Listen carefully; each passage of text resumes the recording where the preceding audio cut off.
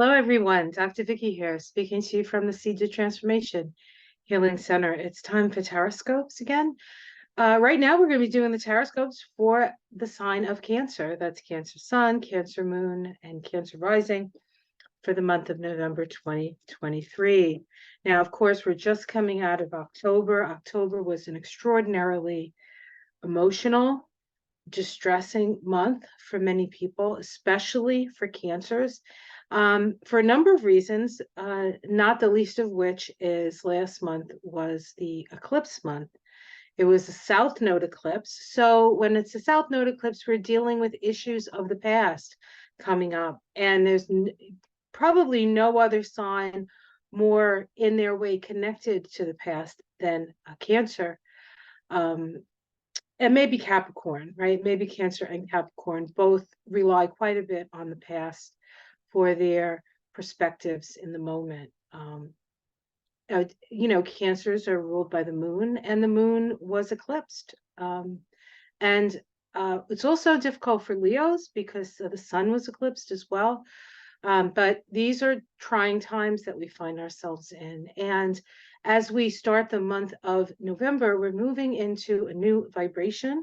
Last month, we were in the 17-8 vibration, which is the star card in the tarot, which you would think would be great. It was like, ooh, it's the star, it's hope.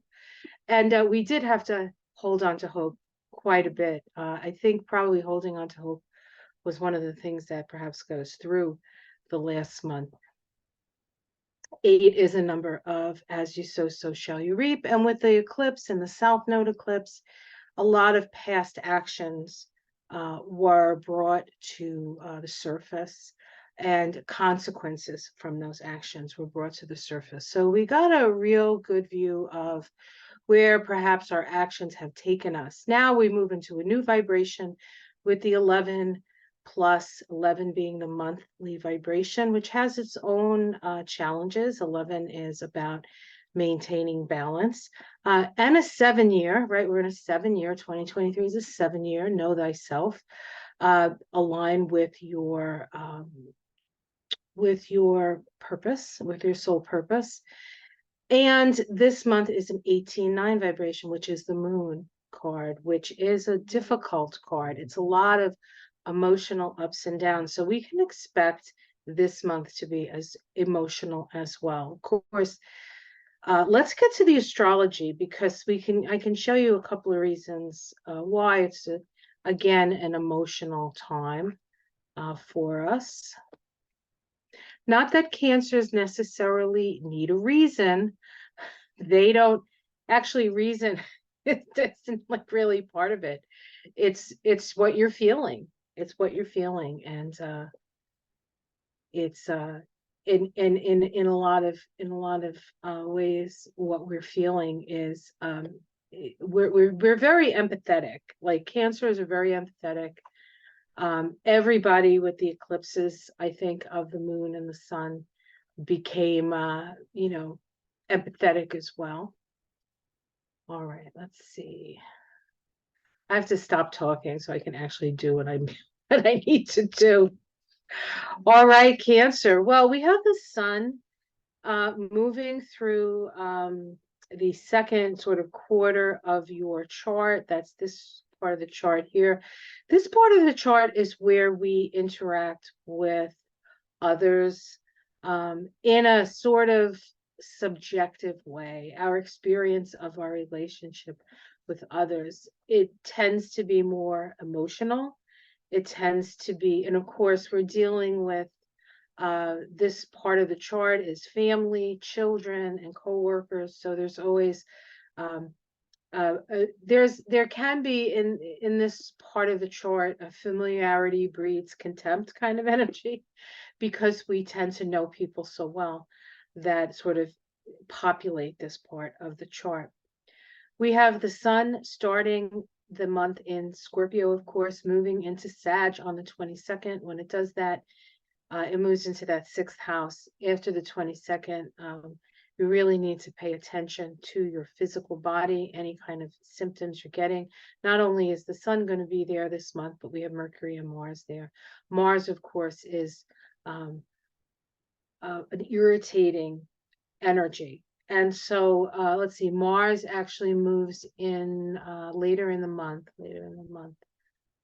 Mars moves into Sag November 24th and goes until January of 2024. So it's there for a little over a month, it looks like 6 weeks, maybe a little bit longer. In that period of time, watch your back. Mars in this house with Sagittarius on the cusp can be sciatica, so watch your back in that. Before that time, however, the Sun, Mars spends most of the time in that fifth house. The fifth house is creative self-expression, so you might find yourself being more creative than usual. It's also the house of children, so you might have a lot of energy towards your children or even other people's children if you don't have children. You know, this is also a house of teachers. I always see the teacher as being the fifth house, because in order to teach, you have to keep people interested. And in order to keep people interested, you kind of have to be a little bit of an actor or an actress. You have to have intonation in your voice, and you need to inspire, right? That's the best teachers were the ones that were able to do that for us, right? And so you might be finding yourself inadvertently teaching some kids this month. We do have a new moon in Scorpio that happens on the 13th. That's a Monday. And that new moon in Scorpio is at 21 degrees in a very tight opposition to Uranus. It's almost as if this is the beginning, it's a new moon, so it's a new start, but it's the choice between life and death, peace and war, right? We have this very, very intense new moon coming up, being opposite Uranus. So we talked about Mars, we talked about Mercury in Scorpio. Nobody can keep a secret from you when Mercury's in Scorpio, especially not your kids. So if your mom's a Cancer or a Cancer rising, don't lie to her. She'll know. So we talked about that. We have Venus here ingressing into Libra on the 8th. She's in Libra for most of the month. Of course, Libra here is your fourth house. Libra in the fourth house, really, Libra in the fourth house, yes. Venus in Libra in the fourth house really wants the home to be a peaceful place. In fact, you might find that your home this month is your safe place. This would be a good time to maybe redecorate.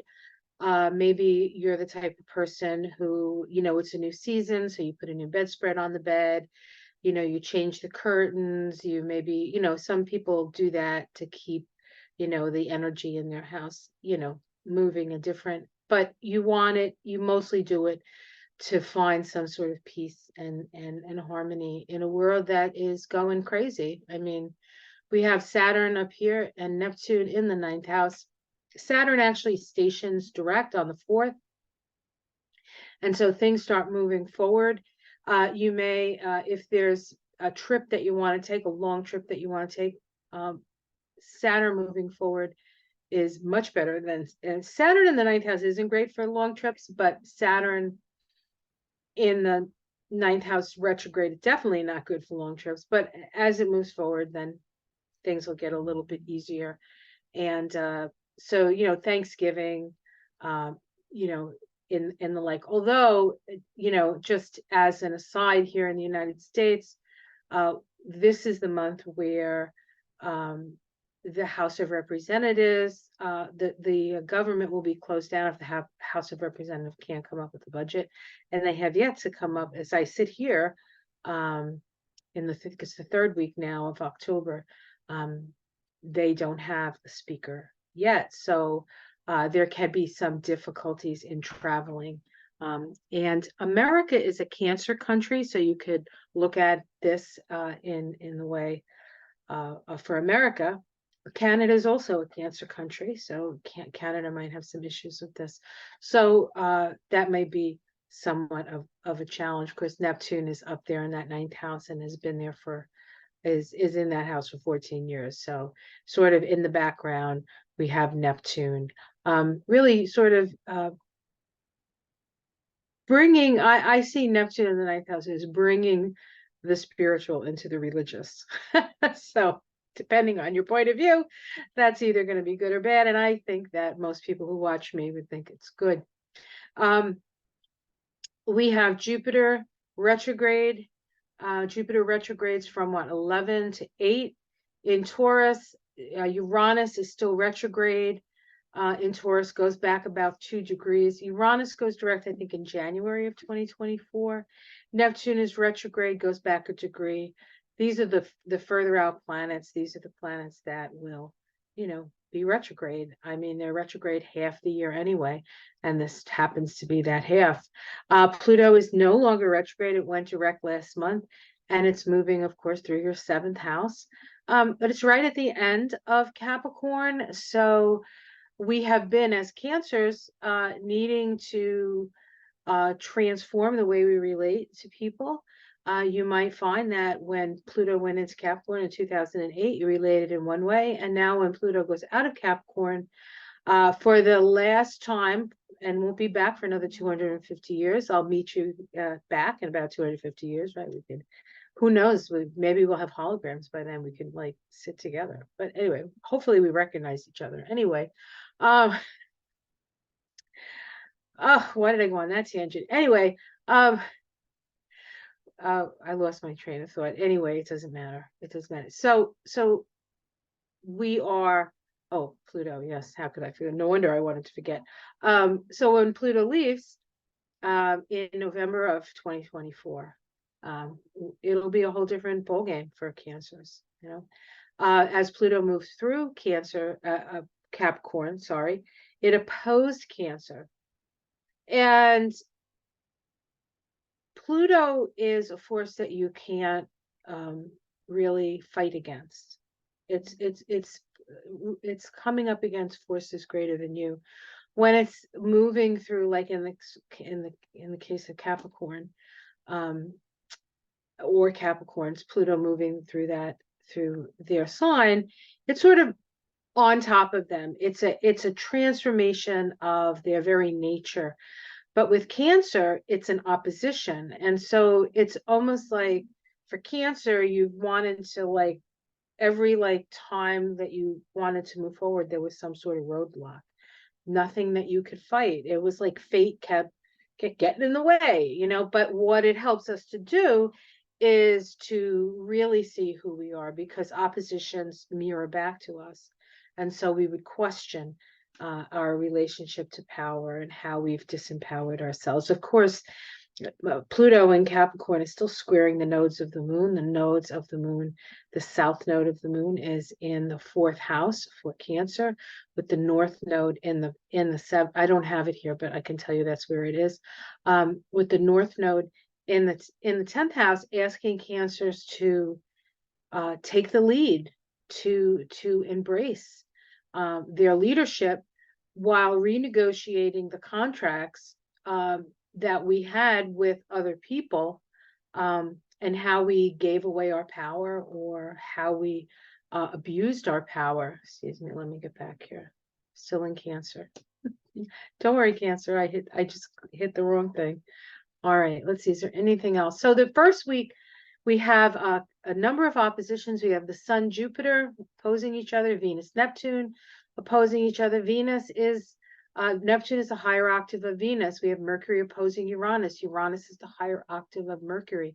So we have these, Neptune and Uranus, we have these 2 planets, transpersonal planets, evolutionary engines, opposing our sense of our mind, Mercury, and our values, Venus. So it's as if we're being visited upon by these ambassadors of the galaxy, saying, fine, you have your life and the way you think and what's important to you, but what about the rest of the world? Kind of thing. What about the evolution? It's time to evolve, and we'll see where we need to evolve. On that same day, we have Saturn direct, or on the same week, Saturn direct. So Saturn sort of puts the stake in the ground. It's like, all right, now this is what we're going to grow from. But we grow because we have an awareness. We also have the Sun making an opposition to Jupiter, which can be kind of sunny in that respect, but we can also overestimate ourselves and our abilities. We have to be careful we don't hurt ourselves with this kind of opposition here. We might think we can do more than we can actually do. On the second week, we have a couple of trines, Venus and Mercury again. This time, Venus is trining Pluto, Mercury is trining Neptune. So these personal planets that spend a lot of time retrograde, especially like in September, are now coming up in these aspects to these transpersonal planets.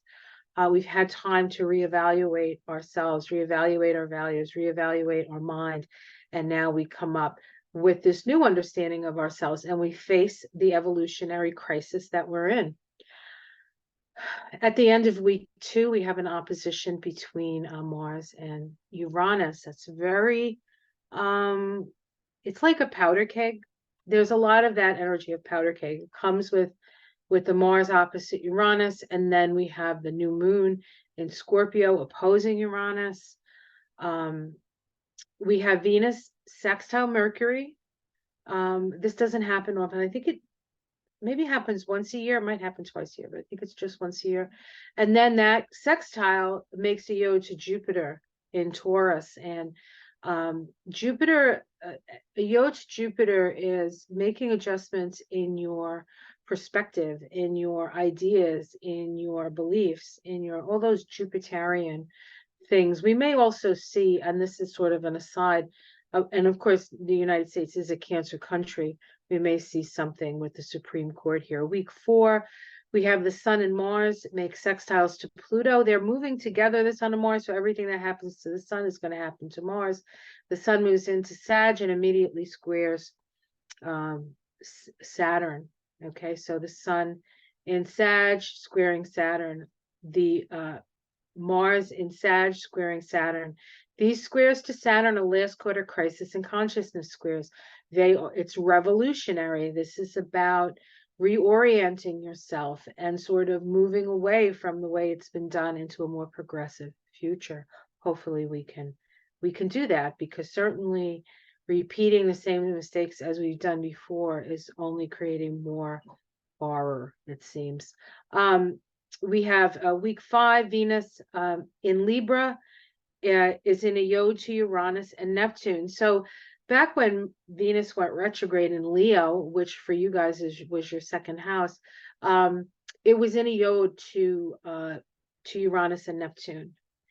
And then it moved back, and then as it moved forward, it needed to get through that yod again. And it was at that yod when it moved out of its shadow and then moved into Virgo shortly thereafter. But that yod was there. And now we have another yod to Venus, only this time where Venus was in Leo and it's gone through Virgo. Now it's in Libra. And so when Venus was in a yod to the Venus in Leo, it was very much the adjustments that you needed to make in your own sense of yourself, right? Your own Leo is your beingness, right? It's about who are you? It's your ego, it's your personality. It's like, what are you here to accomplish on the physical plane here? And so we had to make all these adjustments. Now, as it moves into Libra, which Venus is powerful in Libra, it's in this yod again. And now this time the yod is saying, how are you going to take your sort of new understandings of yourself and your own magnificence, we might call it, and how are you going to relate to other people to bring balance and peace, right? Because we're in it's 11 month. It's about balance. And so it's important that we keep balance through this period, but it's not going to be easy. We also have a full moon in Gemini. And of course, the new moons and the full moons are always going to be potent for Cancer, because Cancer is ruled by the moon. This full moon in Gemini will fall in your 12th house, meaning the sun is in your 6th house. This is an opportunity to see some karma play out, perhaps. Become aware of something. This can also be a healing, a need for healing. You could have a physical or spiritual ailment that needs attention. So you'll keep yourself reminded of that. And that full moon, I think, happens, it's at the end of the month. I think it's the 28th. All right, so that's the astrology. All right, let's stop the share. I'm going to do a card reading now, and I'm going to use my Tarot of the Spirit, and we'll see what is in the cards for Cancer. What's the message for Cancer for the month of November? The message for Cancer. Month of November. Message for Cancer.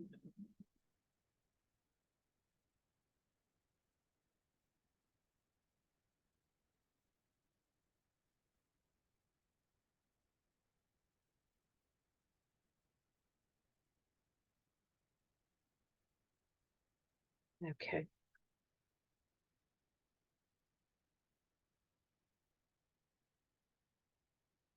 All right. Let's see what we got. We have the Wheel of Fortune. Change in fortune. So if you have felt like you haven't been very lucky of late, your luck is changing. Your luck is changing. The important thing about the Wheel of Fortune is whether things are good or things are bad, there's an understanding with this vibration that everything in its time, right? Everything in its season. It is associated with the planet Jupiter. This card is associated with the planet Jupiter. And so we do have that opposition of the Sun and Jupiter. Kind of lucky. It's a lucky combination. Sorry. Oops. I can't move too fast, otherwise I lose focus. Or I don't lose focus, but the camera does. Let's see what's challenging that. Oops. We have the Five of Pentacles. The Five of Pentacles. Change breeds instability, right? Especially financial instability. So with things changing so quickly, the challenge is really kind of not to panic about your finances, I think. I would say Cancer, finances are very important to Cancer because finances equal security, and we know, and also being able to take care of your family.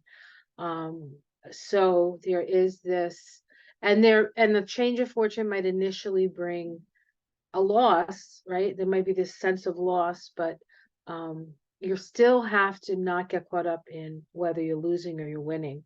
You just have to sort of stay in the center of it all and watch it happen. And eventually you'll have some sort of agency to do something. But right now you're sort of in the whirlwind, as it were. There's a lot of pain and suffering out there. There's a lot of loss. We're all seeing it. We're all feeling it, right? It's another five. This is change. So far, we've had the Wheel of Fortune, which is change. And we've had the Five of Earth, which is change. And we've had the Five of Cups, which is change. So all of this is sort of things are just changing. And Cancers don't like change that much. In the past, we have the Temperance card. This is a card of spiritual initiation, a card of alchemy. You've done some healing in the past, or you are a healer in the past, or you've had a spiritual initiation of a sort in the past. The most important thing about the Temperance card and how you move through the Temperance card is to be temperate. And so perhaps you have in the recent past, or maybe the not so recent past, realized that you've had to temper yourself, whether it's, change your diet, stop drinking, no smoking, not getting so emotionally invested in things that either are none of your business or you have no power over, right? In the sky, we have mastery. So this is Four of Wind is it's like a break in the action, almost just like this, like it's like balance, and we're waiting for something to be born, right? We're waiting for something to be born. It also indicates that you have a mastery over something. We have the 10 of wind here, the 10 of swords. This is something coming to an end. So there is something coming to a complete and utter end this month for cancers. That's probably what all this anxiety and the like is about. And it could have been initiated by that spiritual initiation. Spiritual initiation sounds great, but it's really difficult. It's really about being in the present moment. A lot of times there's crisis associated with it. When we connect with our own soul is usually in times of crisis. When we finally say, I give up, God, God help me, or although God has helped me, or I don't know what to do. Archangel Michael, help me, my guardian angel, Mother Mary, whoever you're asking, Daddy, if your dad's in spirit. That's the time, right? That's the time, that's the growth edge. And it looks like there's big growing for Cancer this month. How it's seen from the outside, whereas you see it as maybe disastrous, other people see it as you coming into yourself, you coming into your power, into your light. Your domestic situation. We have a sister of fire. This is messages. This is the page of wands, as it were. But there's a lot of energy at home. There's a lot of, this can also be sexual energy if you're so inclined, but it's definitely creative energy at home.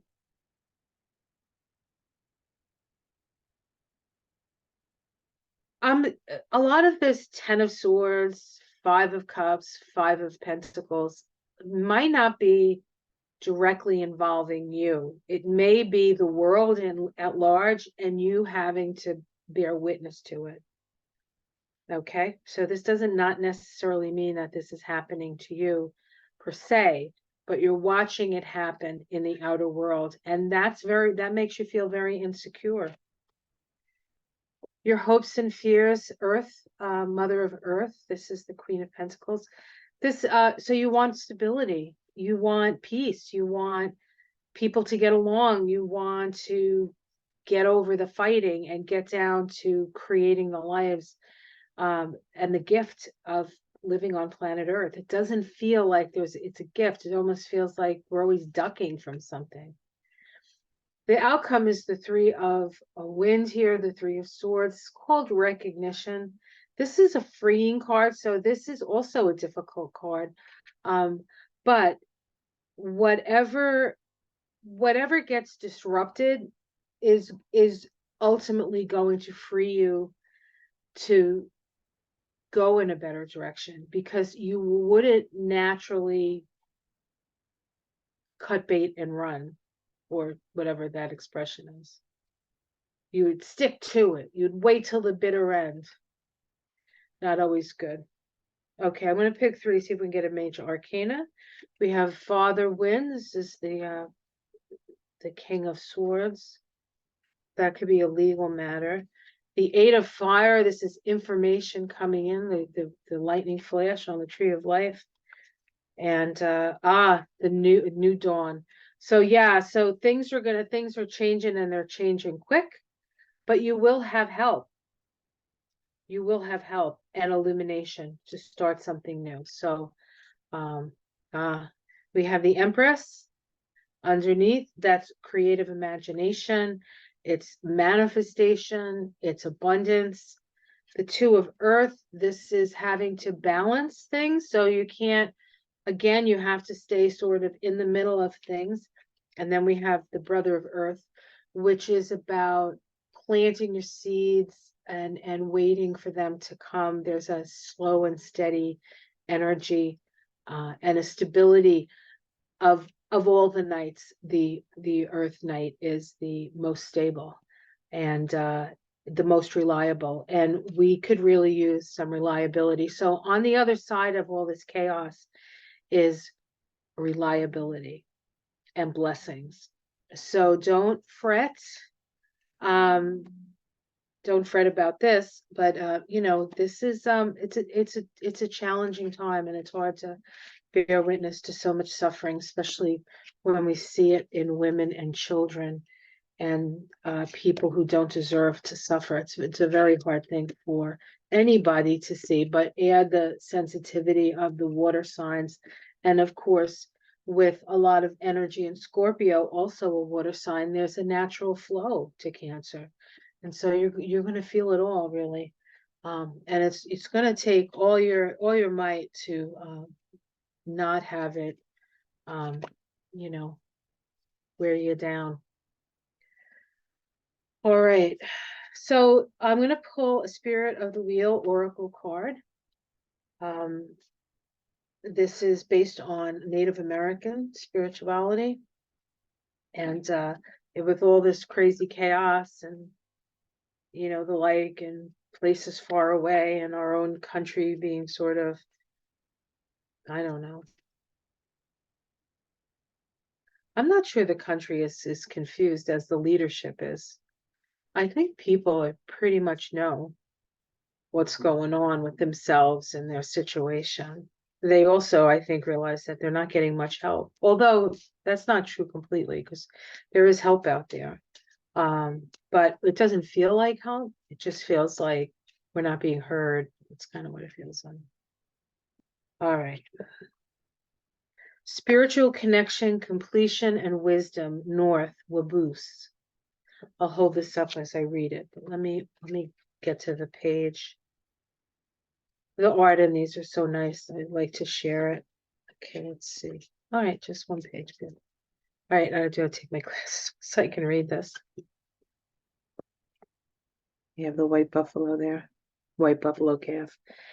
A time of great knowledge is upon you.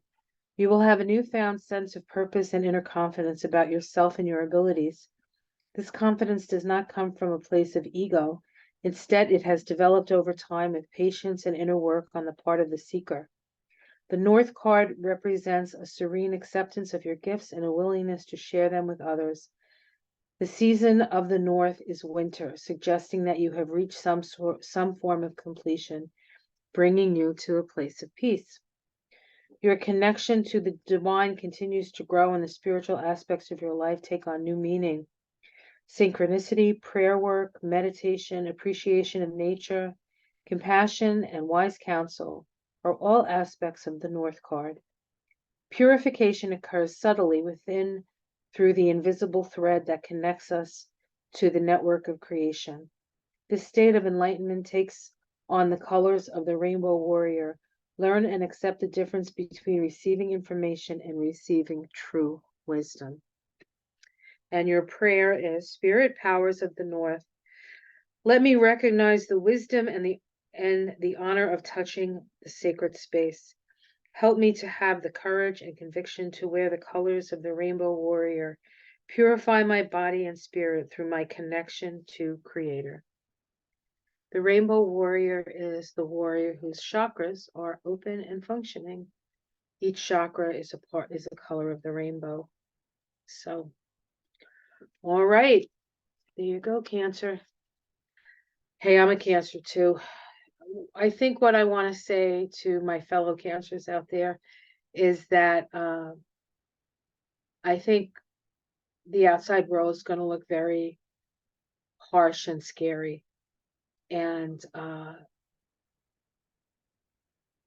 we need to be able to realize that this is all in a cycle of some sort, and it's a cycle we may not understand. We may not have the historical background, or it may be even something that goes beyond history that we don't understand. So it's not going to be pretty out there, and it's going to require us to hold the space and know that there is a brighter tomorrow. And I don't think it's going to take that much longer for us to see that, but we are in very challenging times, and we have to look at it, but not get overtaken by it.